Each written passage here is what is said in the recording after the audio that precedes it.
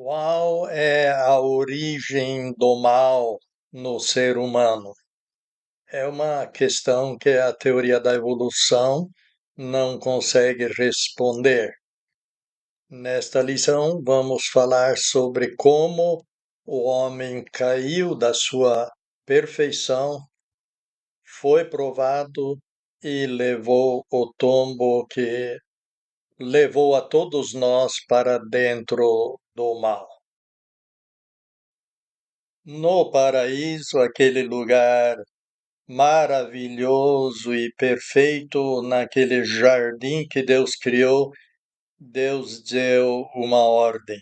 Ele disse o seguinte em Gênesis 2:16 a 17: E ordenou o Senhor Deus ao homem, dizendo: De toda a árvore do jardim você comerá à vontade, mas da árvore do conhecimento do bem e do mal você não comerá, porque no dia em que dela comer, certamente morrerá. Deus criou um ambiente perfeito para Adão e Eva. Era um jardim literal, o Jardim do Éden. Havia árvores frutíferas de toda a espécie no jardim. Adão e Eva eram vegetarianos e os animais herbívoros, e viviam em perfeita harmonia uns com os outros. Não chovia na época, mas uma neblina irrigava o solo. Deus plantou duas árvores especiais no jardim: a árvore da vida e a árvore do conhecimento do bem e do mal. Comendo do fruto da árvore da vida, o homem viveria eternamente. Comendo, porém, do fruto do conhecimento do bem e do mal, não sabemos que fruto era, apesar da crença popular dizer que foi uma maçã, o homem estaria transgredindo a lei de Deus e pecaria. E, como consequência, perderia a sua inocência e morreria. Este era um fruto literal, e não era a prática do sexo, como popularmente aceito. O relacionamento entre marido e esposa foi criado por Deus e chamado de muito bom, em Gênesis 1:31. No paraíso, o homem encontrava o certo dentro da vontade de Deus. Transgredindo, ficaria dependente dele mesmo para decidir a favor do certo ou do errado. Uma situação muito mais complicada para o homem. Por que Deus colocou esta árvore do conhecimento do bem e do mal no jardim? Se não existisse a árvore, possivelmente estaríamos no jardim até o dia de hoje. Não foi uma certa maldade de Deus? Perguntam-se algumas pessoas. Deus não é ditador. O amor só faz sentido dentro de um ambiente de liberdade de escolha.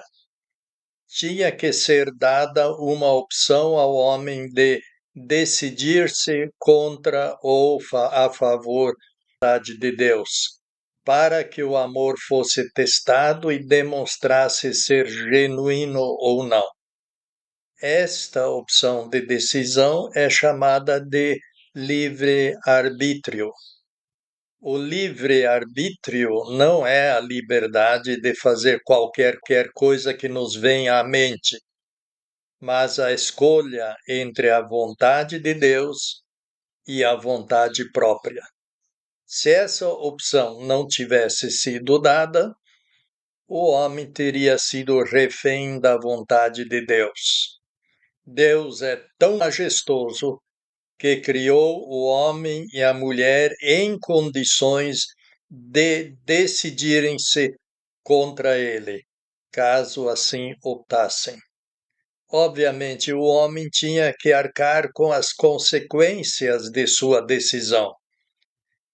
Até hoje ainda existe o livre-arbítrio.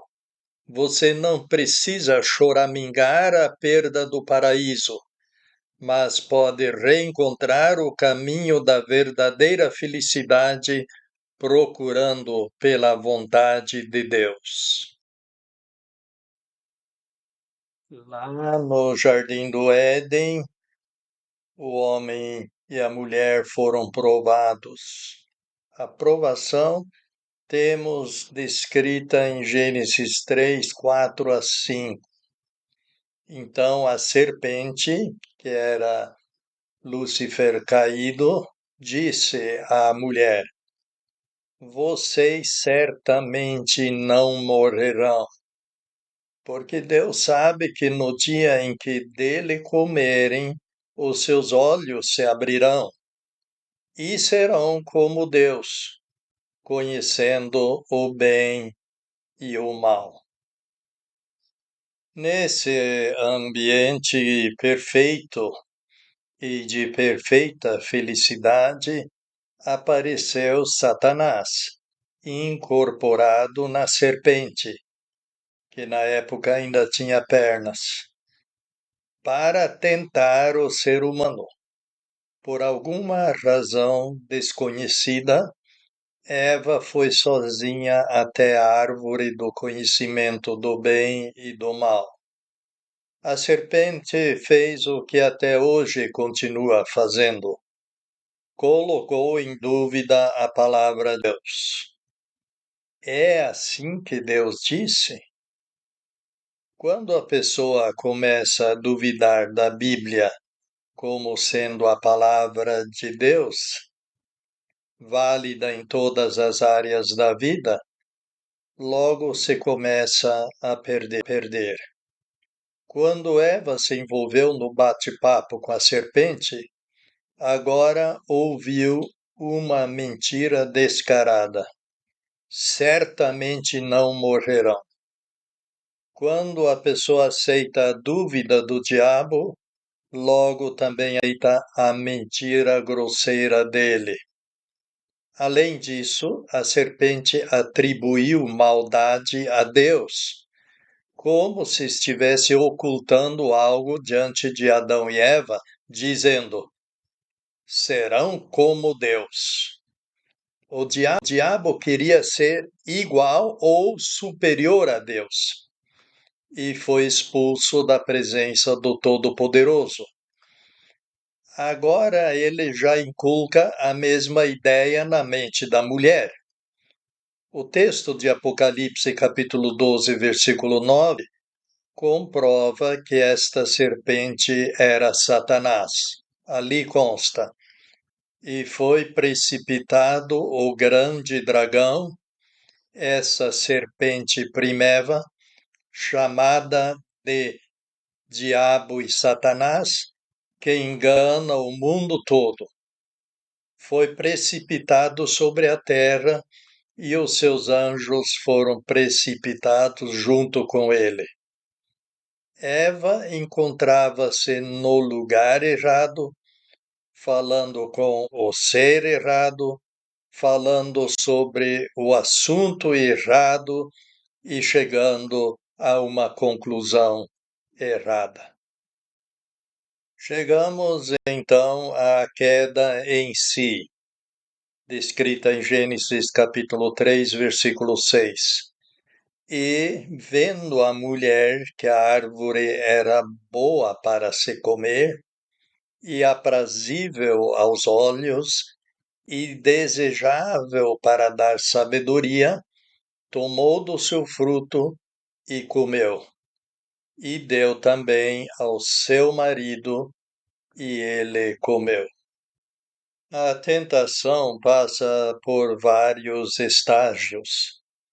Normalmente somos tentados quando um dos nossos 5 sentidos, visão, audição, tato, olfato ou paladar, capta uma influência que gera a cobiça para o mal. No caso de Eva, foi a visão. Ela viu que o fruto era bom. Ela desejou o entendimento que não vinha de Deus e comeu do fruto. Consta. E vendo a mulher que a árvore era boa para se comer e aprazível aos olhos e desejável para dar sabedoria, tomou do seu fruto e comeu, e deu também ao seu marido, e ele comeu. No nosso caso, esse processo de tentação não é diferente. Veja o que Tiago escreve. Cada um, porém, é tentado pela sua própria cobiça ao ser atraído e seduzido.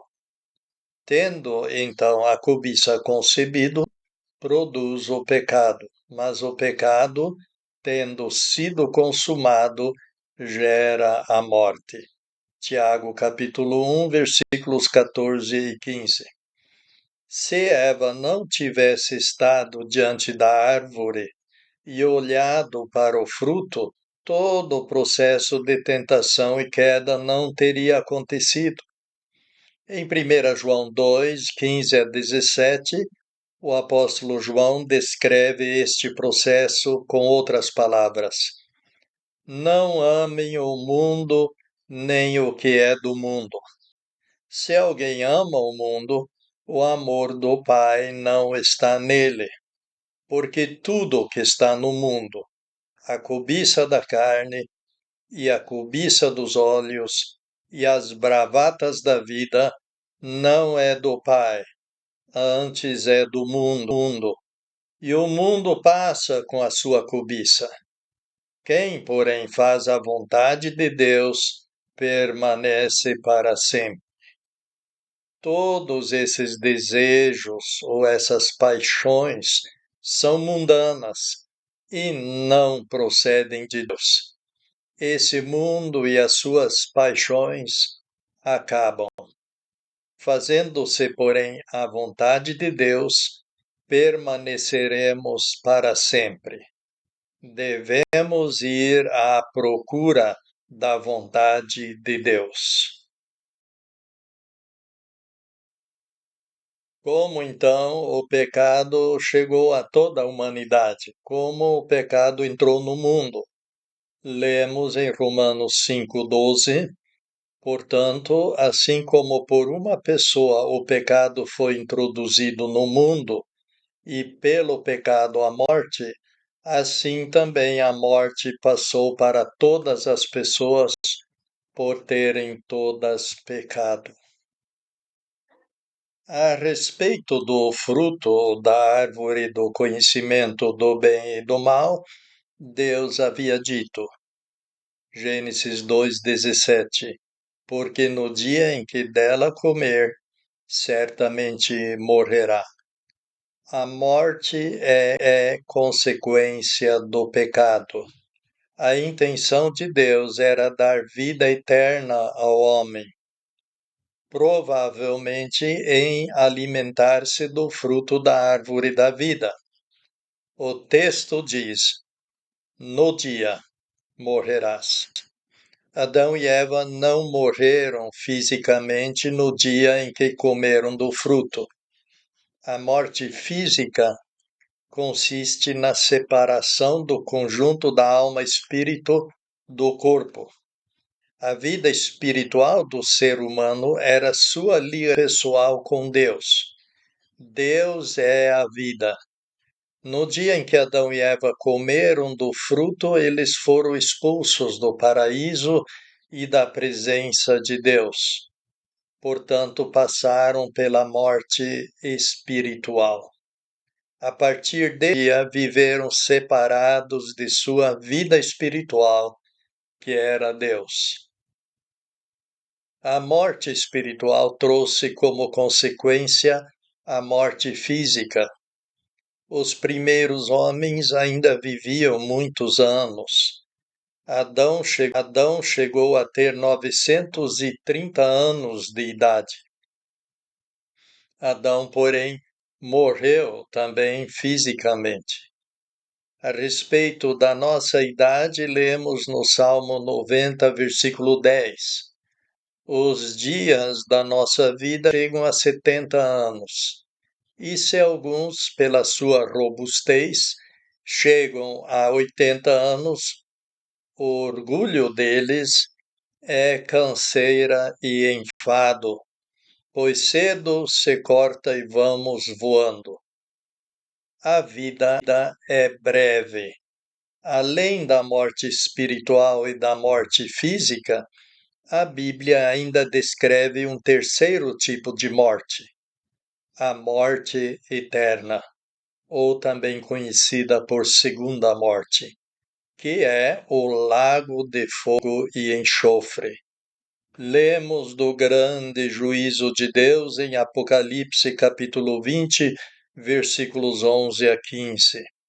E vi um grande trono branco e aquele que nele está assentado, de cuja face fugiram a terra e o céu, e não se achou lugar para eles. E vi os mortos, pequenos e grandes, parados diante de Deus, e livros foram abertos. E um outro livro foi aberto, que é o livro da vida. E os mortos foram julgados de acordo com o que estava escrito nos livros, segundo os seus atos. E o mar entregou os mortos que nele havia, e a morte e o Hades entregaram os mortos que neles havia, e foram julgados, cada um segundo os seus atos. E a morte e o Hades foram lançados no lago de fogo. Esta é a segunda morte. E se alguém não foi encontrado inscrito no livro da vida, foi lançado no lago de fogo. A morte passou para todas as pessoas, devido ao fato de todas terem pecado, como diz o texto em Romanos 5,12. Assim também a morte passou para todas as pessoas, por terem todas pecado. O pecado original de Adão e Eva, a separação de Deus, é transmitido dos pais aos filhos. Todos nascem separados de Deus, como diz o texto em Romanos 3:23, porque todos pecaram e não alcançam o louvor de Deus. Independentemente do esforço pessoal, a pessoa não chega a ser elogiada por Deus. A medida para alguém ser elogiado por Deus é o padrão de Deus, que é o Senhor Jesus Cristo. E este padrão não podemos alcançar por esforço próprio. Boas obras, filosofia, meditação, misticismo, ascese, batismo, guarda de regras ou leis, como o sábado, ou por alguma experiência religiosa qualquer.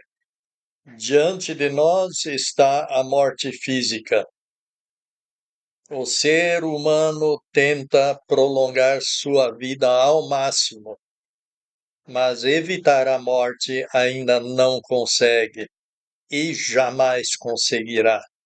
Ninguém sabe o seu dia de morte. Para uns já vem na mocidade, para outros até acima dos 80 anos mencionados acima, porém ela vem com certeza. E depois vem a morte eterna, o lago de fogo. Que expectativa atemorizante! O futuro do ser humano é o lago de fogo. Existe, porém, uma saída, e é exatamente por esta razão que preparamos este curso. ajudá-lo a analisar a alternativa de não ter este futuro sombrio. Qual é a consequência do ser humano ter se decidido a favor do pecado e a favor da morte? Lemos em Isaías capítulo 59, versículo 2: Mas os seus pecados fazem separação entre vocês e o seu Deus, e os seus pecados encobrem o seu rosto de vocês, para que não lhes ouça. Em Romanos 6, 23, lemos: Porque os salários do pecado são morte, mas a graça de Deus é vida eterna em Cristo Jesus, nosso Senhor. A palavra religião transmite a ideia de o homem religar-se a Deus. A iniciativa parte do homem, indo à procura de Deus. Todos os meios humanos para alcançar Deus, porém, frustram. Os nossos pecados são como uma nuvem que encobre o rosto de Deus de nós. E, independentemente da seriedade das nossas orações, elas não são ouvidas e, portanto, não são respondidas. Os seus pecados encobrem o seu rosto de vocês, para que não lhes ouça. O texto em Romanos compara o pecado ao trabalho. Assim como você trabalha e recebe o seu salário como recompensa, assim também você vai pecando e acumula o seu salário, que é a morte. Acontece todo tipo de separação como consequência da separação de Deus. Alienação de si mesmo, brigas familiares, discórdias entre parentes e amigos, até guerras entre os países. Que resultado trágico! Porque os salários do pecado são morte.